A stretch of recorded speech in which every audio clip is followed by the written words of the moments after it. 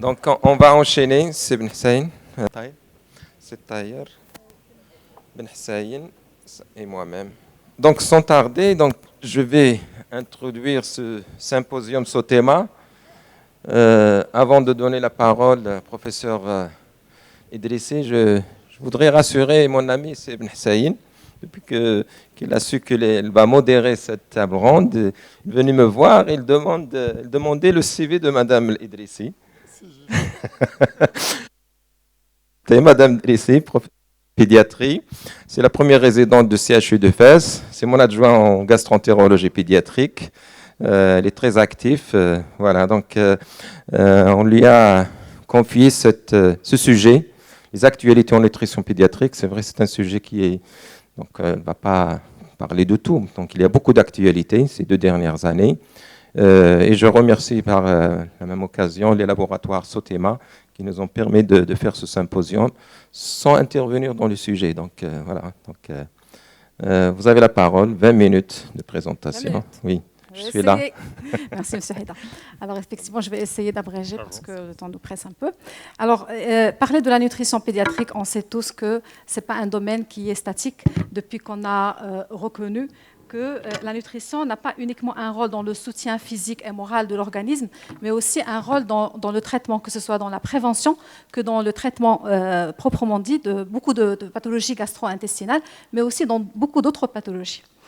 Alors, ma présentation aujourd'hui, bien sûr, on ne va pas parler des choses qui sont déjà connues. Ça va être des flash infos sur les dernières données de la littérature de ces 2 dernières années et les dernières recommandations, effectivement, de 2021-2022. Donc, vous comprenez que je vais sauter d'un sujet à un autre en fonction de ce qui a été dit ces 2 dernières années. Effectivement, le premier sujet qui a rempli la toile ces derniers temps, c'est la prévention de l'allergie de protéines de lait de vache. Pourquoi ? Parce qu'on avait constaté un peu partout dans le monde qu'on a plus d'APLV sévères et d'APLV persistantes. Alors, dans notre contexte, plus d'APLV sévères, je n'ai pas vraiment l'intention, mais je parle sous le contrôle de mon maître, professeur Haïda, et de notre allergo-gastro-pédiatre, professeur Tahir. Pas beaucoup plus d'APLV sévères, mais plutôt d'APLV de présentation inhabituelle. Et puis persistante, oui, un petit peu persistante par rapport à d'habitude. Alors, ça commence, l'histoire de la prévention de l'APLV commence déjà à J0 de la naissance avec ce fameux, peut-être avant, on va voir des hypothèses qui disaient que la prévention pourrait commencer avant même la naissance, on va voir. Alors, ce fameux biberon de J0 de la naissance qui est donné volontiers, soi-disant, pour laisser se reposer la maman après un accouchement et surtout après une césarienne, eh bien, ça a été démontré plusieurs fois que cette consommation ponctuelle de protéines de lait de vache pendant la première semaine ou bien pendant le J0 de vie, ça expose plus à un risque de faire une APLV pour les enfants ou bien les nourrissons qui vont être destinés à être exclusivement allaités. Les travaux dans ce sens sont nombreux. Je ne vais que présenter ce travail japonais qui est assez consistant et qui a montré effectivement que plus les nourrissons reçoivent très tôt des protéines de lait de vache entière, plus ça les expose à faire une allergie par la suite. Et le risque dans cette étude était estimé à plus de 60%. Donc, il est recommandé de ne plus donner ce lait de complément à la maternité aux nouveau-nés destinés à être exclusivement allaités. Et ce sont les recommandations de l'Académie européenne d'allergie et d'immunologie clinique. La deuxième chose, au-delà de la première semaine de vie, c'est histoire de donner des laits de complément au fur et à mesure avec le lait maternel pour éviter effectivement l'apparition d'une APLV. Alors avant, on disait que l'introduction tardive des PLV entières chez les nourrissons exclusivement allaités pourrait augmenter le risque d'APLV. Maintenant, les travaux disent que pour les nouveau-nés ou bien les nourrissons qui ont consommé les protéines de lait de vache et qui ont arrêté cette consommation pendant le premier mois ou entre 1 et 2 mois ou entre 3 et 5 mois ont un risque relatif important, plus important que les nouveau-nés qui n'ont rien reçu, ou bien les nourrissons qui n'ont rien reçu, plus de risque de faire une APLV. Et donc, se basant sur ces 2 dernières notions, la Société française de pédiatrie, qu'est-ce qu'elle dit ? Qu'est-ce qu'elle suggère ? C'est une suggestion que j'ai mise en gris parce qu'elle suscite quand même une discussion, on pourra le faire par la suite. Introduire précocement et avant la diversification, mais de manière continue, une petite quantité de 10 ml par jour chez les nourrissons à risque d'atopie et exclusivement allaités.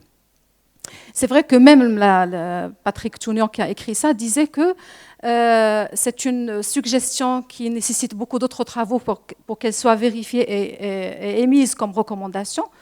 En plus, il faut déterminer la quantité exacte, la fréquence exacte, etc. pour la recommander.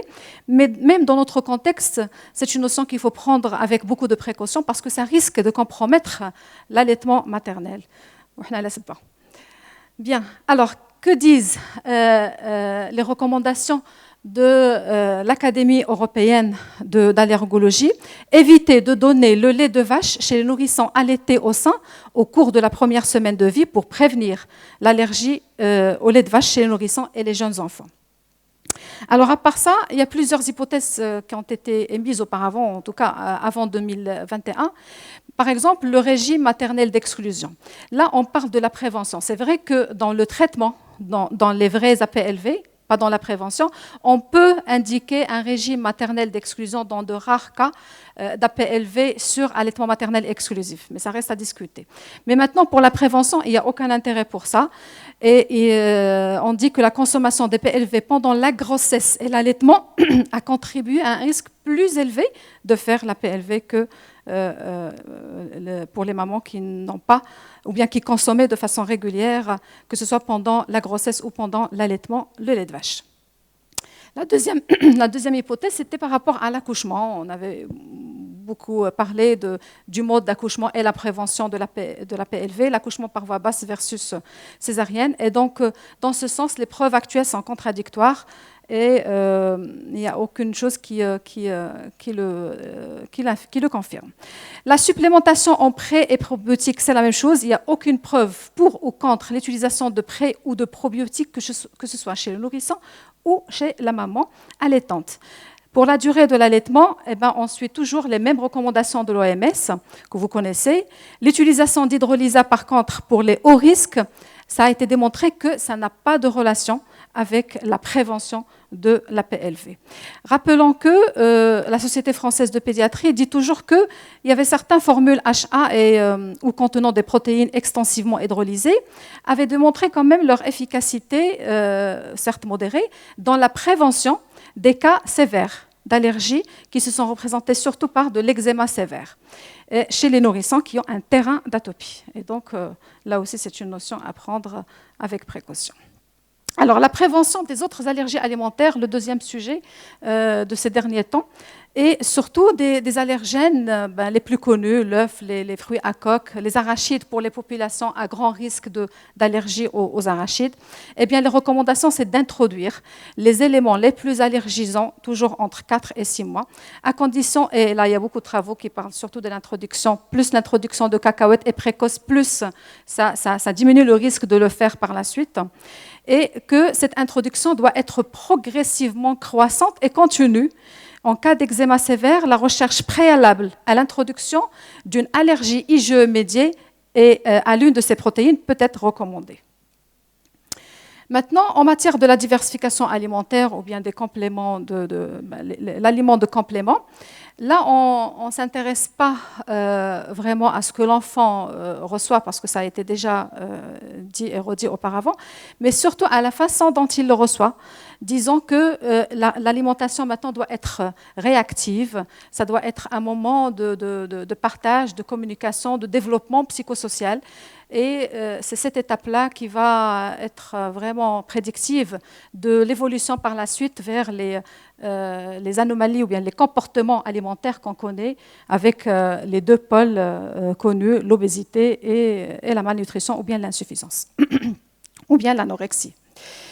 Bien, alors l'alimentation diversifiée, c'est au-delà de l'apport nutritionnel et des éléments nutritifs dans chaque élément, dans chaque aliment, mais c'est surtout l'effet des synergies entre les aliments qui vont faciliter l'absorption des nutriments importants. Et il y a aussi le fait que les aliments malsains déplacent l'apport d'aliments sains et que c'est une période très importante où l'enfant va développer ses habitudes une fois pour toutes. Qu'est-ce qui a été dit récemment par rapport aux recommandations pour la supplémentation en vitamine D et en calcium? C'est vrai que maintenant, quand on tape vitamine D chez l'enfant, on a beaucoup de choses qui se disent ces dernières. Et vous voyez la liste des dernières 5 années en matière de la recherche sur vitamine D, 4000 et quelques travaux. Donc on s'intéresse à cette vitamine qui est une véritable hormone et dont le rôle a été lié avec plusieurs pathologies, dans l'aggravation, dans la prédisposition, etc. Et c'est vrai que l'incidence de la carence en vitamine D est variable dans la population mondiale, mais on accepte toujours les mêmes chiffres qu'on utilise chez nous, les moins de 30 pour parler de l'insuffisance et les moins de 20 pour parler de la carence en vitamine D. Et là, au Maroc, on n'a pas d'idée sur l'incidence de la carence ni de déficit, mais vous l'avez tous constaté, on ne peut pas faire un dosage chez un enfant de la vitamine D et le trouver normal, même si on est un pays ensoleillé. C'est-à-dire qu'il y a beaucoup d'autres facteurs de risque qui restent à étudier et à trouver. Alors, ce qui est recommandé, c'est de supplémenter en évitant les ampoules qui sont très concentrées. Alors, avant, on a proscrit les 600 000. Maintenant, on proscrit même les ampoules de 200 000 parce que ça risque de faire des pics hypercalcémiques qui vont exposer à faire des lithiases et des néphrocalcinoses, ça vous le connaissez. De préférence, donner des doses quotidiennes, mais vous savez que l'observance ne va pas être parfaite dans ce cas-là. Et donc, ce qui est recommandé, c'est de donner de petites quantités, par exemple de 50 000 chaque trimestre, ou bien de 80 000 à 100 000 en début et en fin d'hiver. Et pour les populations à risque, c'est-à-dire les enfants qui ont une peau pigmentée ou bien qui ne sont pas exposés, on ne va pas doubler la dose, mais on va diviser l'intervalle en deux, c'est-à-dire 50 000 au lieu de que ce soit chaque trimestre, c'est chaque 6 semaines. Et 80 000 à 100 000 chaque 3 mois, au lieu de la donner uniquement en début et en fin de l'hiver. Par rapport aux apports en calcium, est-ce que j'ai terminé? Je n'ai plus le temps. Alors, par rapport aux apports en calcium, ce qui est recommandé, c'est 3 à 4 produits laitiers par jour. Il faut savoir que les enfants qui sont sous régime végétalien risquent de faire un déficit, une carence en calcium, ou une insuffisance en calcium, et que les produits végétaux, on a besoin de quantités colossales pour avoir les mêmes besoins dont on a besoin pour couvrir les apports en calcium. Et donc, il faut penser à supplémenter les adolescents qui ont des apports laitiers insuffisants. Et il faut bien connaître les équivalents lactés en termes de calcium dans d'autres aliments en dehors du lait. Et il faut penser chez les nourrissons, ou bien chez les nourrissons qui sont allergiques aux protéines de lait de vache, à commencer à les supplémenter après la diversification alimentaire et surtout quand l'apport de l'hydrolysate devient inférieur à 700 ml par jour. Maintenant, on ne peut pas parler des recommandations ou bien des actualités en nutrition pédiatrique sans parler de certains régimes. Et bien sûr, le régime le plus utilisé dans les pathologies dans la pathologie gastro-intestinale, c'est le régime sans gluten. On va dire quand même un petit mot. Comme quoi, récemment, il y a eu beaucoup de scepticisme par rapport au régime sans gluten. Peut-on éviter totalement le risque de contamination? C'est une question qui a suscité beaucoup de travaux, de telle façon qu'on a finalement dit qu'un apport quotidien de moins de 10 mg est peu susceptible de causer des anomalies histologiques.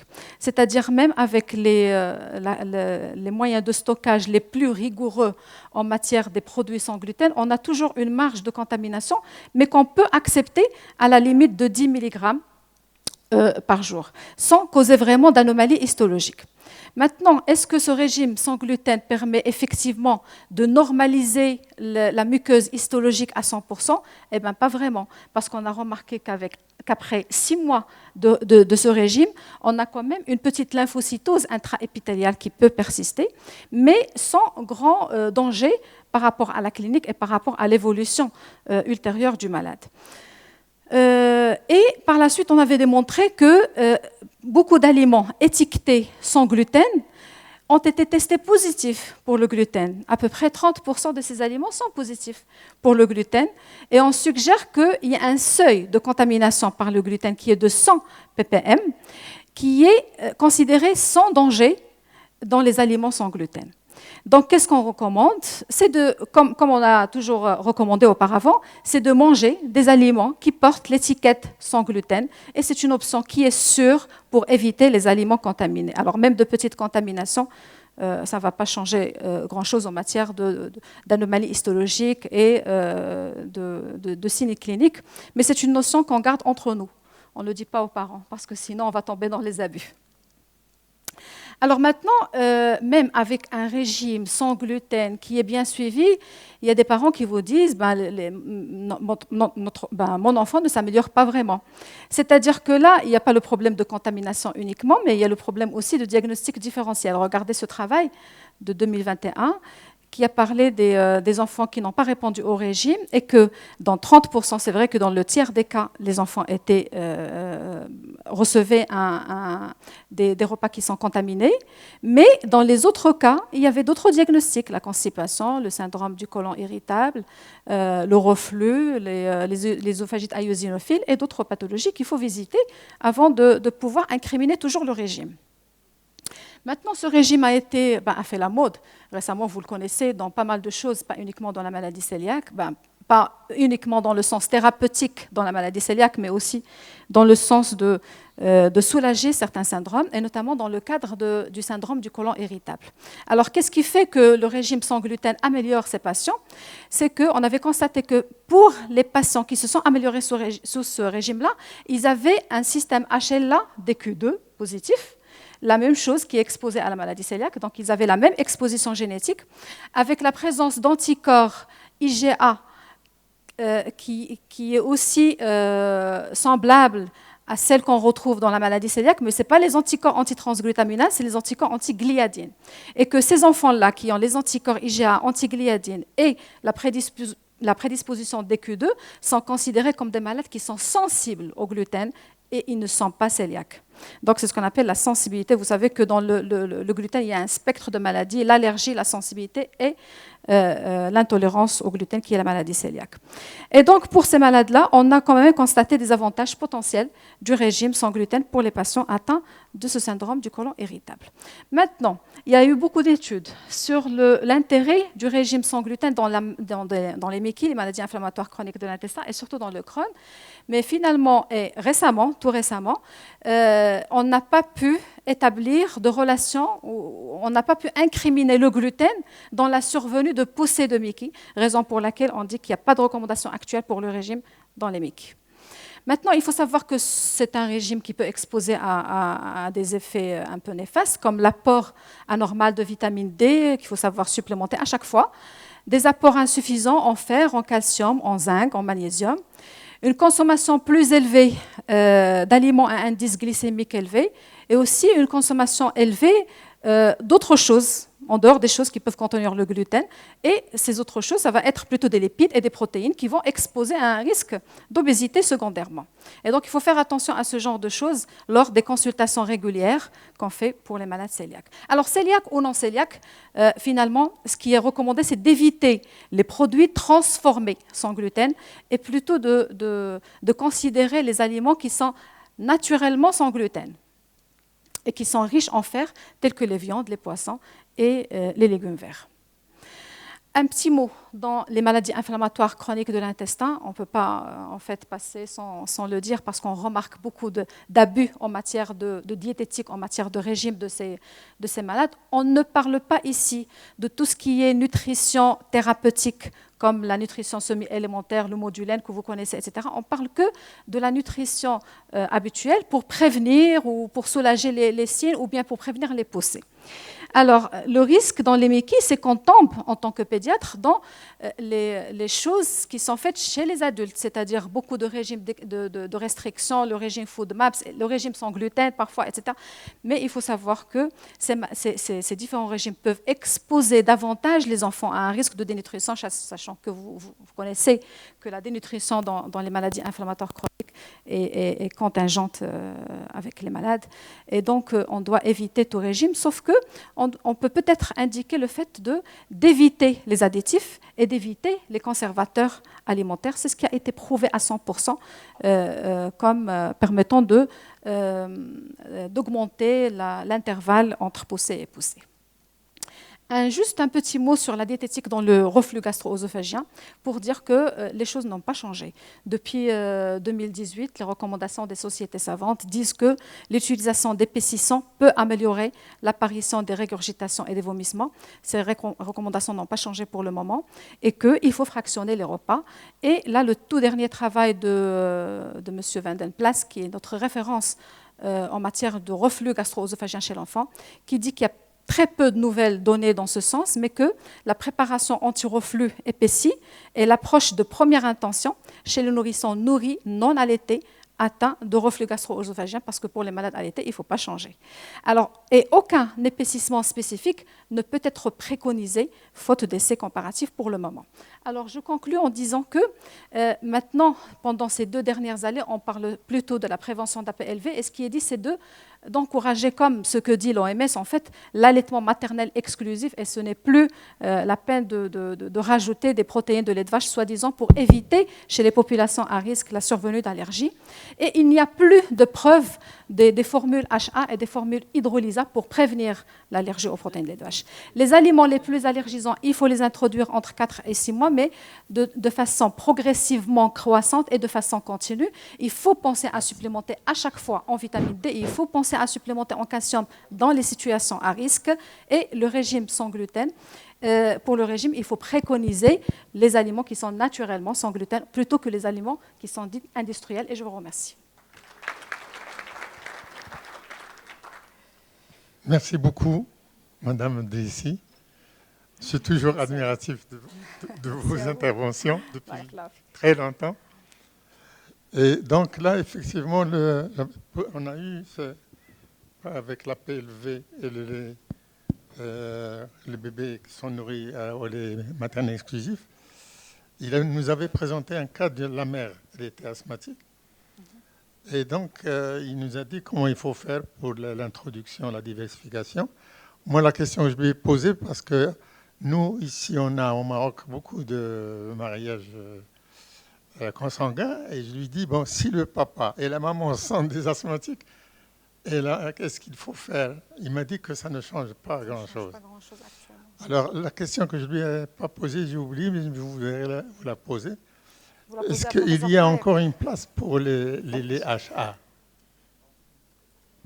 Effectivement, les travaux actuels ne parlent plus de place d'HA, bien que la Société française de pédiatrie continue à le suggérer, en disant que quand même ça nous a permis d'éviter des formes graves, des eczémas graves, et qu'il faut peut-être continuer à le faire. Là, peut-être on peut discuter cas par cas. Et je ne sais pas, professeur Taher, notre spécialiste en allergologie, qu'est-ce qu'il en pense? Bon, s'il n'y a pas de questions dans la salle, juste un petit commentaire peut-être pour... Juste un petit commentaire par rapport à la prévention de la PLV. Donc, tu as bien fait de reposer je dirais pas la polémique, mais c'est-à-dire que les gens sont peut-être réticents par rapport à cette façon de faire, dans le but de prévenir l'allergie au lait de vache. Juste pour comprendre ce qui se passe en matière d'une supplémentation de 10 millilitres par jour, etc., c'est les gens qui font de l'induction de tolérance chez des enfants qui sont déjà allergiques et qui ont dépassé l'âge de l'acquisition de la tolérance, c'est une façon justement pour les rendre tolérants. C'est-à-dire on propose des petites quantités qu'on peut augmenter progressivement en fonction des protocoles pour que finalement le système immunitaire s'habitue et on arrive à vaincre cette allergie. Sinon, on assure au moins une tolérance d'un certain niveau, je dirais, de consommation de lait de vache ou des autres allergènes. Et donc l'idée en fait d'ajouter ou de proposer la petite quantité d'émile, ce n'est pas dans un but nutritif. Parce que là, c'est là où la confusion se pose. C'est-à-dire qu'on ne va pas vraiment entraver l'allaitement maternel. bien sûr, on parle d'enfants qui sont atopiques, qui ont une prédisposition à faire de l'allergie. Et le fait de donner des petites quantités de l'ordre de 10 millilitres, ça ne va pas finalement entraver. C'est-à-dire qu'on est en train de les désensibiliser. C'est comme si on propose un petit médicament ou une petite quantité d'un substrat. Sans, il ne faut pas vraiment avoir peur c'est-à-dire d'entraver finalement cet allaitement maternel. L'histoire aussi de l'arachide dont tu as parlé, effectivement, c'est un exemple type, je dirais, de cette induction-tolérance qui existe chez nous. Vous le savez certainement, l'allergie à l'arachide, elle est exceptionnelle au Maroc en particulier, dans un certain nombre de pays, qui ont, dans leurs habitudes alimentaires, ils introduisent précocement, avant l'âge de 1 an, l'arachide dans l'alimentation de l'enfant. Ils font goûter à l'enfant des petites quantités sous forme de pâte ou de poudre, on va dire, de l'arachide. Et donc, c'est à peu près le même principe. Entraver l'allaitement maternel avec 10 ml de lait, ça m'étonne. C'est-à-dire, c'est une famille qui est consciente, bien sûr, de l'intérêt de l'allaitement maternel. Et donc, il n'y a pas à s'inquiéter. Et c'est vrai que ce n'est pas encore consensuel, mais ça se développe. Mais pour le bébé, par quelle méthode? Parce que la crainte, c'est de lui proposer un biberon. Et une fois il s'habitue au biberon. Donc, on peut procéder autrement pour le véhicule. C'est-à-dire pas obligatoirement le biberon, mais ça peut être la cuillère ou la seringue, etc. C'est-à-dire pas obligatoirement le biberon. On laissera s'il y a des interventions. Haj Khalifa. Je me rallie à mon ami Sihsen pour dire que ce que vous présentez est toujours très pointueux. J'ai deux petites questions. La première, vous dites le régime sans gluten peut donner un déficit en vitamine D. Quelle est la relation? 1. 2. Quand on fait, toutes les fois que je fais un dosage de vitamine D chez un enfant, comme nous, comme chez les Marocaines, donc c'est bon, on s'expose pas. La deuxième chose, il y a le lien, c'est Hida. Ce serait intéressant d'établir un lien entre le statut alimentaire de la mère et le statut alimentaire de l'enfant. D'abord, pour le déficit en vitamine, en fer, c'est quelque chose de classique. On a des situations, disons, obstétricales qui font qu'un enfant va être anémique parce que. Mais on ne s'intéresse pas aux autres paramètres. Donc la vitamine D, par exemple, ça serait, comme nous sommes des mamans déficitaires, probablement que nos enfants sont déficitaires. Voilà, merci beaucoup. Oui, effectivement. Oui, juste par rapport à cette notion de la vitamine D, effectivement, on l'a constaté à tel point on se pose la question des référentiels, des références. Est-ce qu'il y a une prédisposition particulière? Est-ce que il faut revoir un petit peu les seuils? Parce que quand on fait le dosage, c'est toujours très bas. Très bas, à la rigueur, bas. Donc, oui.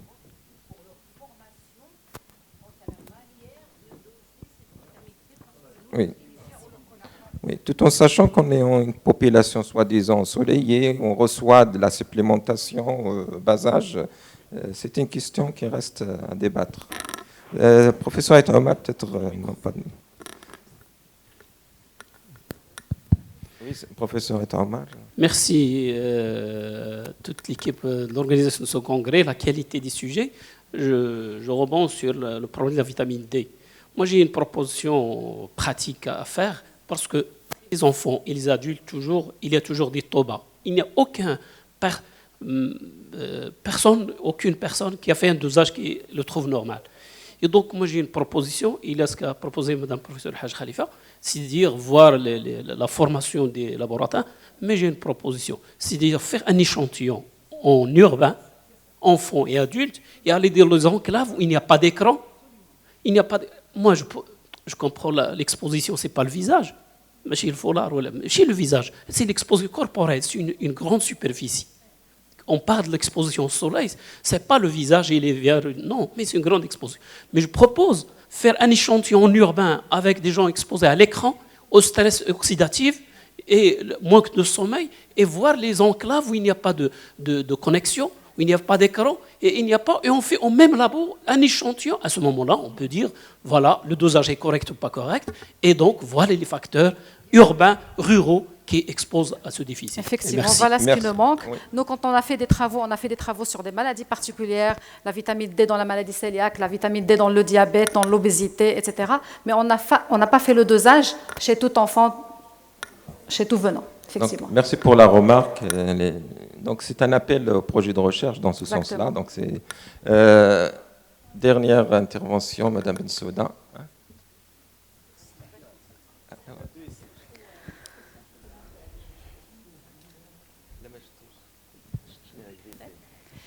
Merci, professeur Idrissi. C'est un plaisir de vous voulez écouter et d'écouter votre propos avec beaucoup de clarté.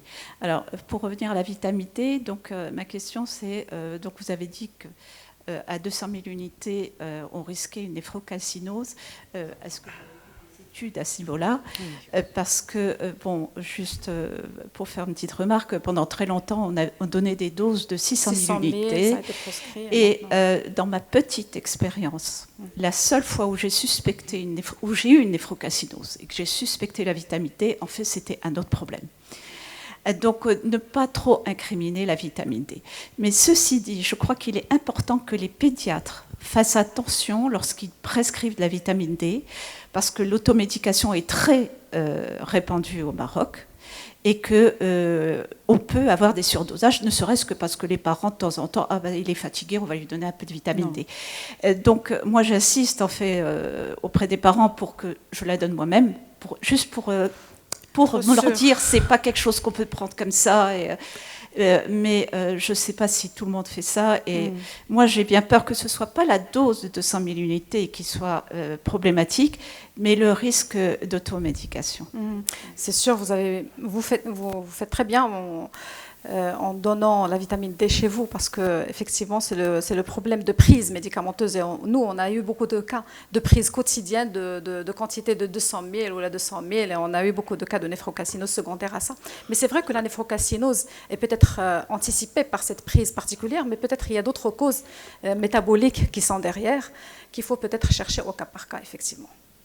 Donc, avant de clore, je suis obligé de... Parce que sinon... Juste un commentaire. Donc, un complément d'information. Ah, on a dépassé de 20 minutes. Oui. Bon, je vais... Comment dire Bref. Le micro. Bon, pour l'enquête sur l'état nutritionnel de la population marocaine, donc, il y a un rapport qui a été publié par le ministre de la Santé en 2019.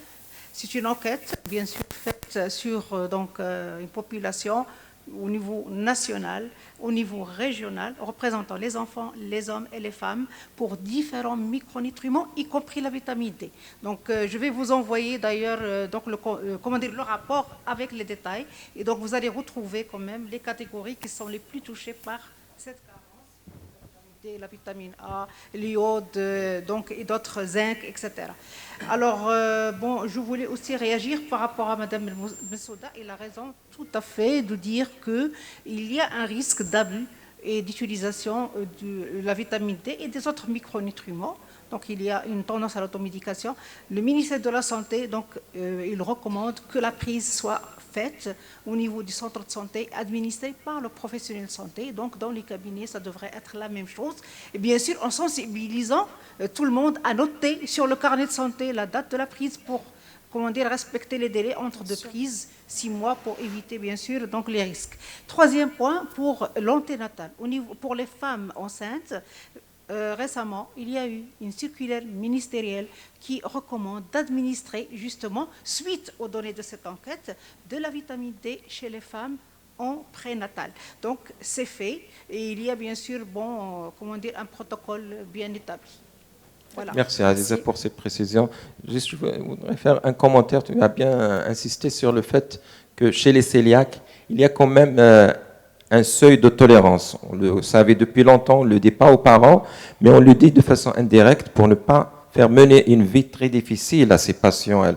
Il y a des associations qui recommandent des régimes assez stricts ne pas mélanger les ustensiles, même propres. Donc, c'est une notion à retenir. Il faut l'utiliser.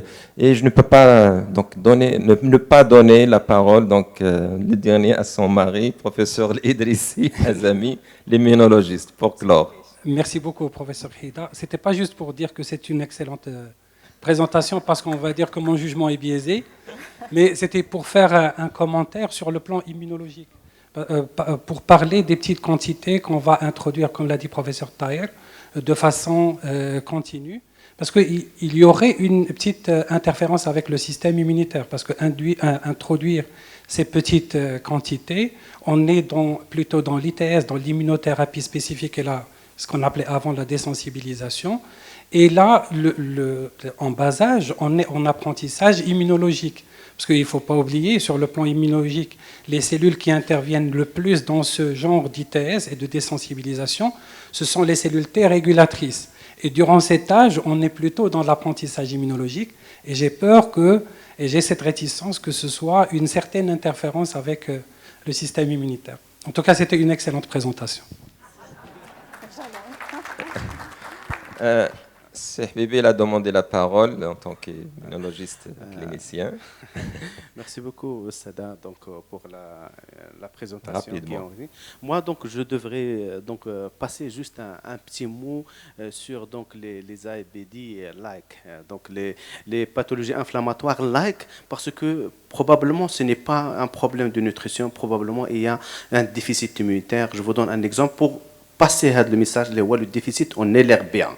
Et donc le déficit en LRBA, il peut donner une facette d'une IBD-like disease. Et le traitement, c'est une thérapeutique ciblée basée par l'abatacept et sirolimus. Donc, s'il vous plaît, pensez à ce déficit devant toute entéropathie. Ça veut dire inhabituel, et quand vous n'arrivez pas à faire un bon diagnostic d'une maladie de Crohn ou même les maladies cœliaques, ne répondez pas au traitement, pensez à ce déficit de LRBA. Et je vous remercie. Merci professeur Idrissi pour cette belle présentation. J'appelle Bébé de nous ramener des trophées. Donc elle a le droit à un trophée. Donc, bien sûr, vous êtes conférencière. Ah.